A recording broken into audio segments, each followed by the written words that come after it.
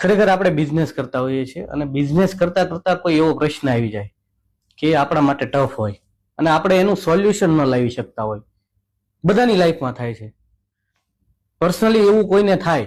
અને મારો experience share કરું તો મને જ્યારે એવું થયું ત્યારે મને ભગવાન રામની સ્ટોરી યાદ આવી કે ખરેખર જ્યારે સીતા માતાનું હરણ થયું, રાવણ જેવો રાવણ જ્યારે સીતા માતાને હરણ કરીને લઈ ગયો ત્યારે રામ ભગવાન અને લક્ષ્મણ બંને એકલા જ હતા, છતાંય એ લોકો ગોતવા નીકળી ગયા. આગળ જતા શું થવાનું છે એમને નહોતી ખબર.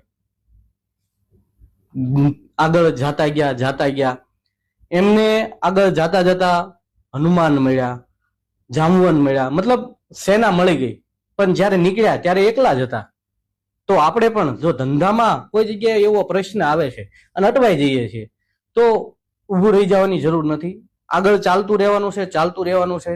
સારા લોકો, મતલબ આપણી કરતા અનુભવી લોકો છે કે જેને આપણે કંઈક જોતા હોઈએ કે નહીં આ લોકો બિઝનેસ કરે છે, બસ એમની સલાહ લેવાની કોશિશ કરવાની. સલાહ લેતા લેતા આપણો પ્રશ્ન સોલ્વ થઈ જશે એના લીધે.